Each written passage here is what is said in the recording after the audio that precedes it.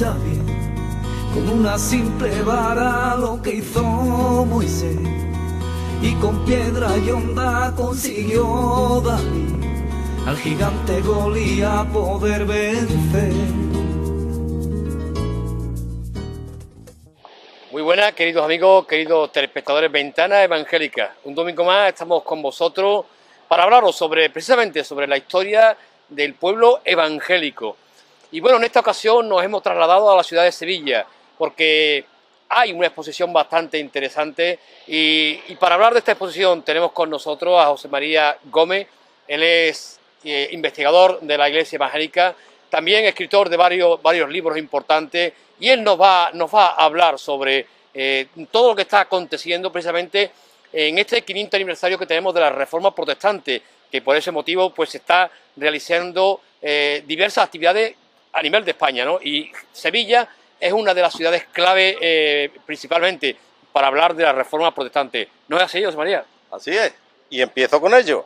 Pero antes, daros las gracias por el privilegio de poder llevar a cabo esta grabación.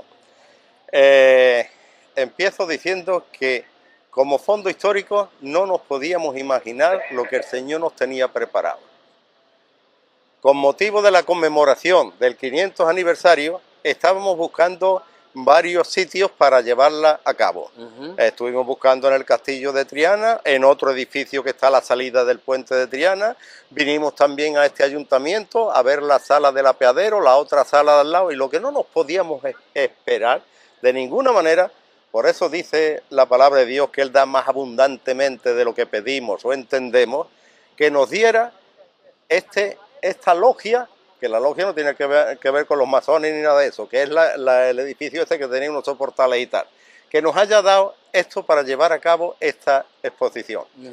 Estamos en la plaza de San Francisco, la plaza donde se celebraban a partir de 1559 los autos de fe contra los que llamaban luteranos. Tus hermanos en la fe, a los que llamaban luteranos, a los que aquí le celebraban el auto de fe, hacían dos especies de teatro, dos tablados, y ahí los tenían con las caperuchas esas, con los capirotes que llamaban, con los sanbenitos, ese hábito amarillento con llamas y tal, aquellos disidentes de aquel tiempo, que no disidentes, aquellos que tenían la intención de que la Iglesia volviera, como había hecho Lutero, a la fuente del cristianismo primitivo. Aquí se tuvieron en el corto espacio de 1559 a 1562, no veas las de penitenciados que estuvieron aquí en esta plaza. Allá 261, porque la redada de protestantes, de evangélicos, de luteranos, como los llamaban, aquí en Sevilla era asombrosa para los propios inquisidores. Hasta 800 fueron detenidos. La mayoría fueron a la cárcel de Triana, al castillo. Luego incluso a otras casas particulares. Y bueno, y aquí llevaban a cabo las sentencias, y como consecuencia de esa sentencia estaban el día entero leyendo sentencias, o bien algunos pasaban de nuevo al castillo a cumplir distintas penas, y otros, los más pertinaces que llamaban, los que daban el do de pecho.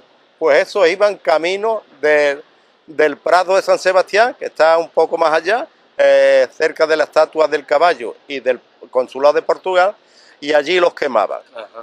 En el primer auto del 24 de septiembre de 1559 quemaron a 18 hombres y mujeres, y entre las mujeres estaba María Borges, que era una erudita tremenda, que sabía griego, sabía latín, que se enfrentaba a los inquisidores de tal manera que los dejaba asombrados, que aún condenándola se quedaban asombrados de los argumentos que tenía aquella muchacha. Tenía tan solo 26 años.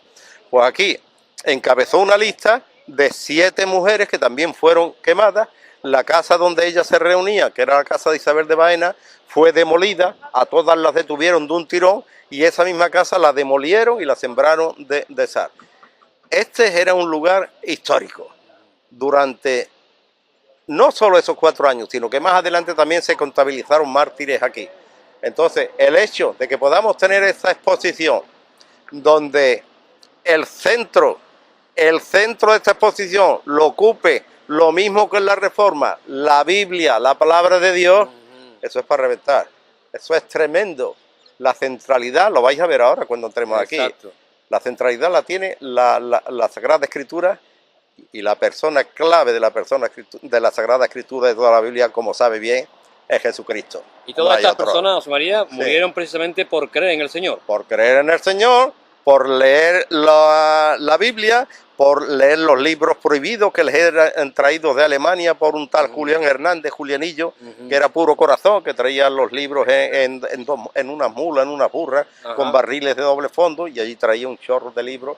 Fíjate, qué cantidad de libros no habría, que en 1562 la Inquisición recogió, ¿cuántos fueron? 300 libros que pertenecían a 86 autores distintos, luteranos, cristianos, evangélicos, como tú y como yo. Así. Entonces, aquí vais a ver ahora facsímiles de la Biblia de Lutero, del inglés Tyndale, que murió precisamente por traducirla. Vais a ver también la de los dos frailes que se escaparon del monasterio, que fueron Casiodoro de Reina y Cipriano de Valera, que es la versión bíblica que todavía sigue siendo la más extendida entre los hispanohablantes. Exacto. En fin, ¿qué decir más? Que el Señor nos concedió este sitio histórico para su gloria, en este lugar, ni más ni menos. Así que... Pasamos para adentro y vamos viendo, ¿no? Seguimos hablando ahora. Seguimos hablando, vámonos. Y bueno, José María, ¿qué nos puede comentar? ¿Qué estamos viendo? Vamos a ver, en estos expositores de la izquierda hay una cronología en estas láminas coloreadas en tamaño A3, creo que es, donde empezamos en época de Augusto, el César aquel que dominaba el imperio y que fue en realidad un instrumento de Dios, porque con el decreto de que todo el mundo fuese empadronado, José y María nacieron en Belén conforme estaba profetizado ya 700 años antes. En esta cronología empezamos y terminamos en todo lo que es referido al siglo XVI. Empezamos con la tumba vacía de Jesús, seguimos en el siglo I, cómo se fue extendiendo el Evangelio, con la posible llegada de Pablo aquí a España, el primer vestigio cristiano que fue la cueva en Osuna, redescubierta en el año 2006 con motivo de la investigación del libro este de Osuna Insólita. Bueno, de allí vamos al siglo I IV, a la época también de distintos mártires y persecuciones romanas, que estaban Justo y Rufina, Fructuoso allí en Tarragona, y muchísimos más de la época de Diocleciano. Aquí tenemos ya lo que fue el declive en general de la Iglesia, que fue a partir de Constantino. Ahí entró el paganismo en la Iglesia de una manera impresionante y fue en un declive continuo. Allí tenemos a Lucinio Bético, que era un hacendado. Algunos dicen que era de Utrera, Rodrigo Caro dice que era de Utrera, otros dicen que era de Itálica. Lo cierto es que él mantuvo una correspondencia con Jerónimo de Belén, que estaba intentando traducir las escrituras al latín, y allá, por el año 390, le mandó 6 amanuenses, 6 notarios, para que trajeran aquí todo lo que llevaba escrito Jerónimo hasta aquel momento. Lo trajeron aquí, y esta versión que se llamaba la Vulgata, porque era el lenguaje vulgar de su época, al alcance del pueblo, pues aquí la trajeron, que sirvió de base para otras traducciones posteriores. Bueno, y aquí tenemos ya distintos acontecimientos. Tenemos la entrada de los vándalos, más adelante de los visigodos, también de la entrada de los musulmanes de Gibraltar y tal, en las Biblias que se iban produciendo también en aquellas épocas. Y esto es muy importante para mí, el remanente fiel. El remanente fiel, aquellas personas que huían de la unión del poder religioso y político, que huían también de las cruzadas, huían de la Inquisición, se reunían con sus Biblias también, que las copiaban a mano, y iban predicando el Evangelio por los Alpes, por el sur de los Pirineos, también estuvieron aquí por Vizcaya, Cataluña y todo eso, y el grupo más numeroso de ellos fue el de los valdenses. Algunos los consideran prerreformadores, no, eran creyentes puros, genuinos, pero que se apartaban del poder religioso, del poder político, y que iban predicando por todos sitios y eran perseguidos. Incluso el rey Alfonso II de Aragón, en un concilio que hubo creo que fue no me acuerdo la fecha, en 1500 o 1200 y pico, no me acuerdo, condenaba a todos los valdenses y a aquellos que le dieran acogida a los valdenses o que escucharan su doctrina. 115 fueron a la hoguera. Eso te iba a decir. Y las cenizas de ellos al río Ter. Pagaron un alto precio. Alto precio, pero luego en Castellón también. O sea, y se extendieron, porque ese movimiento cobró un impulso tremendo con la conversión de Pedro Baldo. Pedro Baldo era un comerciante terrateniente, tenía muchísimo dinero, y un día estaba hablando con un amigo y de pronto, ¡bum!, el amigo cae redondo delante de él y muere. Y aquello le causó una conmoción tan grande que fue buscando a Jesucristo como Salvador y Consolador, lo encontró y parte de su dinero lo dedicaba a los pobres y la otra parte a que tradujeran la Biblia al occitano. El occitano era el idioma del sur de Francia en aquella época, que creo que se llama también provenzal o algo parecido. Y este Baldo era un evangelista tremendo, que los pobres de Lyon, como les llamaban, sí, iba desde Lyon recorriendo el sur de Alemania, Francia, Suiza, llegó hasta Polonia, hasta la frontera con Rusia, y allí murió Pedro Baldo después de 57 años de predicación, pero eran perseguidos ferozmente por la Inquisición, que luego no tenía el carácter oficial que le dieron los reyes católicos, pero la Inquisición existía ya desde mucho antes, ¿no? Pues ahora vamos a ver el Internet del siglo XV, la gran revolución, la imprenta de tipos móviles del amigo Gutenberg. Hasta entonces la traducción de una Biblia a mano podía tardar, algunos dicen 9 meses, otros dicen 3 años, dependería también de la habilidad del copista. Muchas veces eran los frailes y monjes que era donde más o menos podían tener oportunidad de eso, pero se da el caso de que a veces había frailes y monjes que eran copistas, pero copistas literalmente, pero que no, vamos, que ni sabían leer ni escribir, a veces. Sí. Entonces, ¿qué ocurre? Que con la imprenta empiezan ya a salir miles y miles de ejemplares, pero seguía el problema, Europa era analfabeta, y entonces por eso uno de los lemas de la reforma era promover la alfabetización y fundar ya escuelas también para niños, como dice Proverbio 22:6, instruye al niño en su camino y aun cuando fuere viejo no se apartará de él.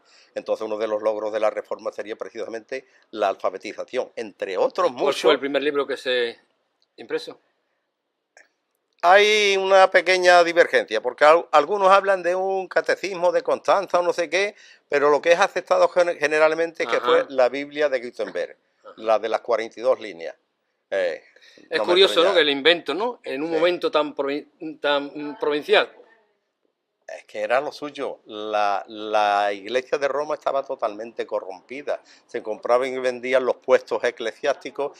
Se habían desviado tanto de las enseñanzas de Cristo que con la invención del purgatorio decían, si echas una monedita y tal, te damos un certificado de indulgencia y tu alma que está en el purgatorio, pues un pecado menos. Era corrupción asquerosa, generalizada, ¿no? Entonces, claro, todo el mundo estaba pendiente ya de la necesidad de una reforma.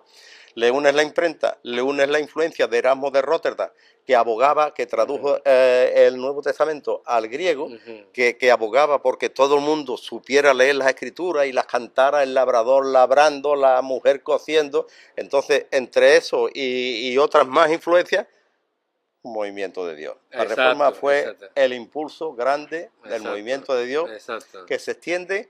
Bueno, todavía no hemos llegado a nuestro amigo. Bueno, sí, aquí estamos ya. Aquí estamos. A Lutero. Este era un monje agustino. Este hombre no tenía intención de desgajar la iglesia de Roma. No fue que Lutero dijera un día, hoy me siento farruco, hoy voy a poner patas arriba a Europa y ahora se van a enterar con mis 95 tesis. Ni mi hijita.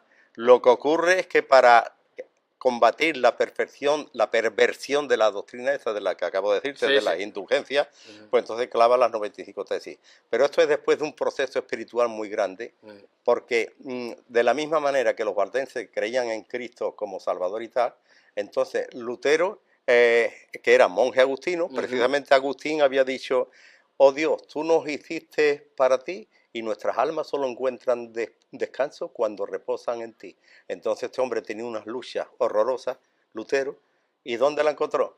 Lo mismo que los valdenses, en la palabra de Dios, en Jesucristo, el justo por la fe vivirá, el arrepentimiento y la fe en Jesucristo, así de fácil y de profundo, ¿no? Entonces, claro, este hombre no quería cambiar, quería que volviera la iglesia a los orígenes principales, a las fuentes del cristianismo, ¿no? Que es cierto, ¿no?, que Cristo, ¿no?, es la luz que alumbra a todo hombre, ¿no? Aquella luz verdadera que vino a este mundo. Hombres que fueron alumbrados. Y no hay más. no hay más. Él es la luz del mundo. Así es. Y la luz de aquel que quiere recibirla continuamente, en cualquier momento. Así es, amén, amén. Así que... Los hombres estuvieron bien también acompañados, ¿no? En el tiempo de la Reforma. Pues mira, te voy a decir una frase que no es mía, la cogí el otro día, pero todo lo que sea bueno lo cojo. Ajá. Decía, la Reforma no solo tiene padre, tiene también madre, Ajá. rostro y nombre de mujer. La Reforma le dio la valoración a la mujer, marginada durante siglos y siglos. Promovió, como es lógico, también la alfabetización de ella. Uh-huh. Y tuvieron una parte en la Reforma importantísima. El otro día, por vez primera, detecté que había una mujer en el muro internacional de la Reforma, en el muro de los reformadores. Aquello me extrañó, ¿esto qué es? ¿La única mujer? Digo, pues así sería esta mujer. Era belga, que se llama María Dentier. Pues esta mujer era una reformadora impresionante. Ella decía, si Dios le ha dado a las mujeres unos dones y tal, ahora porque se malinterprete no tenemos derecho a sacarlo a relucir. Uh-huh. Entonces aquella le escribió una carta, porque fíjate, aquí hay varias, y entre ellas hay una reina, uh-huh. Hay varias reinas, pero entre ellas esta de la María Dentier, esta que hablo, es la que está en tercer lugar en la segunda fila de abajo. La que está ahí con algo puesto en la cabeza, sí. Esa es la belga que te estoy hablando. Es una Pamela. Eso es. Pero es que la que está a la derecha era la reina de Navarra, Margarita de Angulema, uh-huh. que era la madre de Juana de Albret, la reina de Navarra. ¿Cuál es Juana de Albret? Ahora mismo me parece que es la segunda de arriba. Uh-huh. La segunda de arriba. Y esta mujer, allí en sus dominios, en la Baja Navarra, impuso la libertad de conciencia, la libertad de religión. Era una creyente tremenda. Se llevó como institutor de sus dos hijos, del príncipe de Viana y de su hija Catalina, uh-huh. se llevó. Eso de institutor a mí me sonaba muy raro, lo he descubierto ahora, que es lo mismo que institutriz, pero en masculino. Pues se llevó a Antonio del Corro, que era uno de los monjes que se habían fugado de aquí del monasterio, pero que era un hombre famosísimo, era total. Y bueno, que había reinas también que influían totalmente en la libertad de conciencia, incluso la reina Juana de Albret, lo mismo que hacían los reformadores, porque el logro mayor de Lutero no fue encender la llamarada, porque esa llamarada no solo fue allí en Alemania, fue en Suiza y fue en un montón de sitios. Fue un movimiento del Espíritu Santo que ardió de manera simultánea en distintos lugares. Pues una de las cosas que tenían en común los reformadores, aparte de la fe, la centralidad de la Biblia y la fe en Jesucristo, era traducirla al lenguaje llano, al lenguaje del pueblo. Entonces el logro de Lutero más grande se estima que fue el traducir el Nuevo Testamento, la Biblia al alemán callejero, al alemán del pueblo. Pero es que aquí, esta reina de Navarra, esta Juana de Albret, hizo que se tradujera al euskera. Toma ya. Contrató un equipo formado por Juan de Lizárraga o Lizárraga, no sé dónde lleva el acento, Juan de Lizárraga, junto con varios reformadores, tradujeron al euskera, al navajo, al idioma del pueblo navarro de aquella época. ¡Qué maravilla! Hemos tenido de todo. Hemos tenido de todo. Y... Por esta vitrina, José María, sí. Aquí pasamos al siglo XVI. Aquí estamos en el siglo XVI, ya hemos dicho que la Reforma cambió Europa. Esto es para leerlo detenidamente, así como los factores que contribuyeron a la propagación de las doctrinas bíblicas en España. Me he dejado atrás, porque dije que esto estaba centrado en la Biblia, me he dejado atrás el facsímil de la Biblia alemana de allí, de la Biblia del Oso, de la del Cántaro, de la de Tyndale, me he dejado la tira atrás. No tengo perdón. Bueno, hay mucho que ver. Y por si fuera poco, fíjate, esto lo recuperó un hombre con dinerete, Luis Husó y Ríos, y la colección de los escritos de los reformistas españoles y algún también Calvino por ahí está también. 24 libros. Una labor de colección impresionante. Aquí están el arte de Inquisición española, escrita por uno que se fugó del castillo. Aquí tiene Juan Pérez de Pineda, que tradujo el Nuevo Testamento, Mateo, Nuevo Testamento de Encinas también, que lo metían aquí en España, Julianillo Hernández y compañía. Esto es un tesoro, este es un tesoro. Los 24 libros de los reformadores.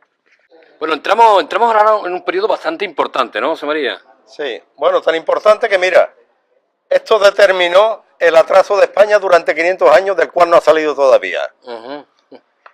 En aquel imperio donde decía que no se ponía el sol, cuyo dominio no se ponía el sol, hubo una pragmática de este rey, Felipe II. Una pragmática del 24 de septiembre o 20, de 1500. Se me lían las fechas ahora. Sí sé que fue en 1569. 1569, una pragmática diciendo que los españoles no podían estar fuera de España, porque se iban a contaminar de las ideas protestantes. Entonces que solo podía ir a la universidad que dijera el rey, que podían ser las de Bolonia o las de Nápoles. Los demás, si no querían perder su nacionalidad española, tenían que volver hasta aquí. ¿Qué pasó? Se cerraron las puertas, mientras que la reforma con la alfabetización, lo que daba lugar al incremento no solo del trabajo, porque se dignificó el trabajo, sino también del progreso, de las artes, de todo ello, pues España se fue quedando atrás, porque además la reforma sentó también las bases de la democracia moderna, en constituciones como la de Estados Unidos. Entonces, fíjate tú la que lió el parón de Reyes. Además que su padre le había dicho que él no quería que su hijo fuera un rey de herejes, y desde luego los esfuerzos de Felipe II estaban por machacarnos de una manera feroz, tremendo. Ya lo dijo el Señor también en su momento, lo dijo Jesús: llegará la hora que cuando cualquiera que os mate pensará que rinde servicio a Dios, y esto lo harán porque no conocen ni al Padre ni a mí. No hay nada nuevo bajo el sol. Bueno, aquí tiene muchos de los libros también que escribieron aquellos reformadores, pero ya editados más. Bueno, aquí damos el salto al monasterio de Santiponce. Como dije allí antes en la puerta, fueron allá 800 los que detuvieron en la redada de la Inquisición, pero este monasterio, fue un foco reformador importantísimo. Había el prior del monasterio, se llamaba García Arias, y le llamaban el maestro blanco, porque los cabellos, la tez, todo era blanco, como albino, blanco. Pues ese que fue el que empezó a meter los primeros destellos de la verdad ahí en el monasterio. Empezaron a quitar los rezos por los muertos, las indulgencias, todas estas cosas, y empezaron ya a meterse en la escritura, porque el prior decía: si queréis conocer la voluntad de Dios, tenéis que buscar en la escritura, en la Santa Biblia, no en esto que estamos haciendo. ¿Qué orden es la que había ahí? ¿Qué orden?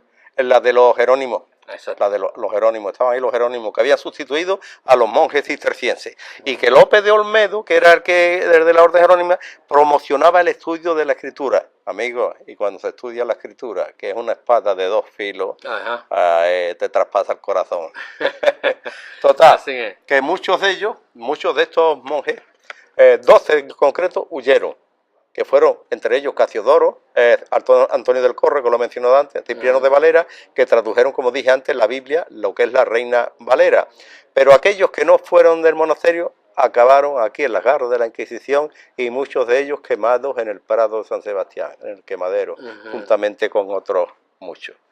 Aquí ya en el siglo XIX, hemos de pegar un salto, hay un sacerdote que era el que estaba en los archivos de la Inquisición en Madrid, y viendo las barbaridades que se habían cometido, como él tenía a su cargo todos los archivos, empezó a sacar a relucir todo aquel forraje y publicó en 8 tomos la historia crítica de la Inquisición en España. Y aquí coincide lo que el hombre dice con el creyente que se fugó del castillo en el siglo XVI, con los datos fehacientes. Pero claro, esto lo hemos puesto aquí más bien por relación con lo que ocurrió, porque esto ya fue publicado en el siglo XIX. En relación a estos libros, ¿quién fue quien los escribió? Hombre, como te dije antes, era el que tenía acceso a todos los archivos de la Inquisición. En este caso era un sacerdote católico, Juan Antonio Llorente. Y estos libros fueron el bestseller de su tiempo. Se tradujeron no sé si al francés seguro, al alemán, no sé si también, o al inglés. Sí, probablemente, a 2 o 3 idiomas. Y aquello fue un bestseller en su tiempo. O sea que podemos decir también que de leyenda negra, de leyenda negra nada. Estamos hablando los luteranos no nos ponían, lo que nos ponían era de color amarillo, con los San Benitos y las llamas pintadas que nos ponían. Ahí la leyenda era más bien una lectura real en color amarillo y de aquí al fuego. O sea que nada. Estamos hablando de realidades y de verdades, de historias. Verdades como puño. Exacto. Verdades como puño. Exacto. ¿Qué personajes importantes podemos haber aquí? ¿Quién comenzó aquí un poco en Sevilla? ¿Qué personajes importantes podemos hablar? El fundamental que lo inicia Ese. es Rodrigo de Valer, Ajá. un hombre de Lebrija que tenía una finca, tenía un viñedo, tenía varias aranzadas de terreno, de olivos y de olivas, un molino. Y este hombre se viene aquí en Sevilla 5 años después de que clavara Lutero las tesis aquellas famosas. En 1522 se viene este hombre aquí a Sevilla. Y este hombre aquí, como antes la educación, o sea, la lectura y eso estaba en manos de los nobles, o algunos de los conventos, pero este hombre se veía que era acomodado y había estudiado, tenía algunas nociones de latín. Entonces, tiene ahí un Nuevo Testamento en latín y cuando empieza a leer, pues lo mismo que Lutero, lo mismo que los valdenses, lo mismo la que palabra todos los cautiva. aquellos, exactamente, los cautiva y les da unos ánimos que se comen el mundo. Eso ocurrió con Rodrigo. Cambia totalmente de actitud de vida, porque antes nada más que si tener buenos caballos, bien enjaezados, esto de enjaezado, esto es muy andaluz, Sí, y en sí. aquella época más todavía, pero cambia de forma de vestir, de forma de hablar, y ahora se lanza por las calles, y a todos clérigos que veía, a todos frailes, quien fuera, empieza a predicarle el evangelio y decir, vosotros poco arreglo tenéis, como no sea que busquéis verdaderamente a Cristo. Como no sea que no encontráis a Cristo, estáis bebiendo en unas lagunas apestosas, las de sabiduría humana. Tenéis que buscar la sabiduría de Dios. Y bueno, a todo el mundo. Y en esto que se encuentra a uno en la calle, que era el predicador de la catedral, el doctor Egidio, Juan Gil, y le dice, usted si quiere predicar, si quiere predicar en condiciones, tiene que beber de otra fuente de la que está bebiendo. Usted tiene que ir a la Biblia, usted tiene que ir a Cristo. Y el hombre cuando lo escucha, dice, este hombre es normal y corriente, como viste, está, que ni es religioso ni nada, ¿cómo se atreve a decirme a mí estas cosas? Pero claro, el hombre estaba muy interesado en su profesión, que era la de predicador de la catedral, y lo escucha. Como consecuencia de las conversaciones que tienen, se convierte Juan Gil a Jesucristo. A su vez, Constantino de la Fuente, un cerebrito, escritor, otro también predicador de la catedral, que la gente se quedaba embobada escuchándolo, se levantaba en Sevilla hasta las 4 de la madrugada esperando a que predicara Constantino. Fíjate, pues con estos fichajes empieza la obra en Sevilla, se va extendiendo por toda la ciudad, se extiende también por el monasterio, por las casas de todo tipo. Bueno, eso fue la Reoca, 15 años después, porque Valer empezó a predicar sobre 1540. Para 1557, en el otoño, se produce la Gran Redada. Cae Julián Hernández, cae Juan Ponce de León, y así en pocos meses uno y otro, hasta 800. Ni el castillo ni otros conventos como cárcel daban abasto. La tira, la obra en Sevilla fue tremenda, de aquellos que alababan a Dios clandestinamente, en secreto, elevaban las alabanzas a Dios. Pero una iglesia chiquita, chiquitita, pero fuerte, en el espíritu y en la palabra de vida. Bueno, José María, ¿qué legado nos ha dejado la Reforma? Pues, como hemos escrito aquí, el mensaje del Evangelio produjo una nueva cosmovisión espiritual, política y económica. Se humanizaron las leyes, se valoró, que ya hablé antes, el papel de la mujer en sociedad. Se incrementó el progreso, se dignificó el trabajo. Toda la vida del ser humano en ese siglo estaba, y en aquellos lugares, influido por la Sagrada Escritura, que también fue base, como antes dije, pero es bueno repetirlo, de muchas democracias modernas, entre ellas las de Estados Unidos, Entonces, pues, yo creo que con eso, pero vamos, lo fundamental del legado es facilitar al pueblo la escritura a través de la cual podía encontrar la respuesta a las preguntas vitales de su existencia. ¿Qué hacemos aquí? ¿A dónde vamos? Allí podían encontrar lo que es la voluntad de Dios para el ser humano y la salvación en Jesucristo. Eso era lo fundamental de la Reforma. Los pilares, todo lo demás es una consecuencia de esos dos pilares. Exacto, sí. O sea, que estamos hablando que el auténtico legado es la palabra de Dios. La palabra de Dios, ese es el legado fundamental. Y terminando con ese legado, pues aquí tenemos a nuestros amigos Casiodoro y Cipriano. Eran dos de los monjes que había en el monasterio de Santiponce, hombres ya preparados, muy preparados, Casiodoro incluso frecuentaba las reuniones que tenían lugar en Sevilla. Hasta María Borque, una de las que fue mártires, hablaba de la influencia que había tenido también Casiodoro de Reina. Estos fueron dos de aquellos monjes que huyeron. Este hombre pasó por montones de vicisitudes, fue atravesando países, encontró a veces oposición, no solo de la parte católica, porque el rey Felipe II quería cogerlo y trincarlo para que fuera a la hoguera, ¿no? Tanto a él como a Cipriano, en uno de los autos de fe, de aquí de Sevilla, como no los encontraron, no los pudieron coger, los quemaron en efigie, o sea que hacían un muñeco, una especie de madera y tal, y allí en el mismo auto de fe, allí los quemaban. O sea, como diciendo, si te cogemos de luego no te escapas ni con alas, pero se escaparon los dos.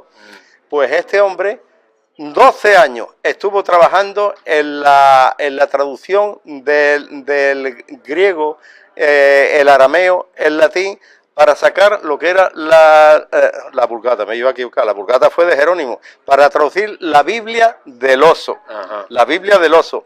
Y luego, en 1602, porque la Biblia del oso se publicó en 1569, en Basilea, pero en 1602, después de que había fallecido Casiodoro de Reina, su compañero del monasterio Cipriano tradujo, hizo una revisión que era la Biblia del Cántaro. Entonces la conjunción de la Reina con Valera, a los apellidos de ellos dos, pues ha producido la Reina Valera, que sale más de 1 millón de ejemplares cada año. Es la versión más usual. Y dentro de esa todavía sigue a la cabeza la Reina Valera del 60. Entonces, pues el legado de la Reforma que tuvo en España también, qué mejor que tener la Biblia en el lenguaje del pueblo, la Biblia del oso, porque ahí en la portada, la marca de imprenta, se ve un oso cogiendo un panal de miel, y como dice la palabra de Dios, dulce es más que la miel y que la que destila del panal. Amén. Esa es la palabra de Dios. Entonces el fundamento es también, decía, sécase la hierba, marchítase la flor, pero la palabra del Dios nuestro permanece para siempre. Eso ha sido la Reforma, y la Reforma que necesitamos continuamente de día en día. O sea, que estamos hablando evidentemente de la palabra de Dios, y precisamente desde Ventana Evangélica, desde este espacio de televisión, no paramos de decirle a los creyentes, a las personas, de que lean la Biblia, porque va a ser la palabra de Dios la que va a traer conocimiento a su vida, va a traer sabiduría, y van a conocer a nuestro Dios bendito, van a conocer la voluntad y van a conocer el Evangelio, conocer a ese Cristo bendito que murió por nosotros y que nos da la esperanza de la salvación. Sí, señor. Y todo, yo creo que también algo que también tenemos que comentar, José María, ¿no? Esos baluartes de la Reforma, ¿no? Sola fe, sola gracia, sola escritura, y ese solideo gloria. Efectivamente. ¿Qué nos puede comentar de esto, José María? Hombre, es que ya lo has dicho todo. Si dices sola gracia, ¿qué queda fuera de la gracia de Dios? Si respiramos cada día por gracia. Sí, pero decía que es donde los creyentes, donde la persona que lea la palabra puede encontrar todas estas cosas en la palabra. Si dices sola fe, pues la fe es la palabra de Dios. El justo vivirá por la fe. Si habla de solo Cristo como único mediador entre Dios y los hombres, el único camino y verdad y vida, solo a Dios la gloria. Pero ¿qué pintamos aquí si no es para darle la gloria a Dios en todo lo que hacemos? Exacto. Y algo me queda atrás, porque eran 5 solas, yo te he dicho 4 solas nada más. Algo me queda. Sola gracia, sola escritura. Sola escritura. La escritura, ahí tenemos que terminar. La escritura, esta exposición, da gloria a Dios. ¿Por qué? Porque aquí el centro fundamental es la escritura. Y el centro de la escritura es Cristo. Cristo. Exactamente. No hay más. Nuestro único y suficiente Salvador.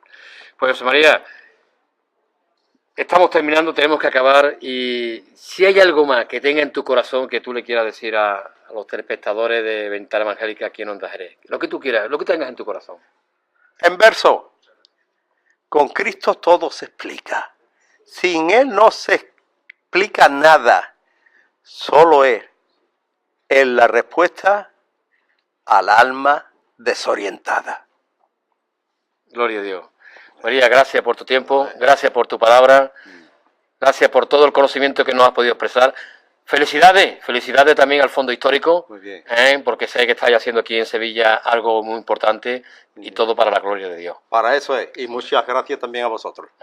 Pues querido amigo, queridos telespectadores, desde Ventana Evangélica, como bien sabéis, nos hemos trasladado a Sevilla. Yo creo que hemos tenido una exposición maravillosa con José María Gómez, investigador de la Iglesia Evangélica, escritor de libros importantes de la Reforma española. Querido amigo, queridos telespectadores, nos vemos la semana que viene. Que Dios os bendiga.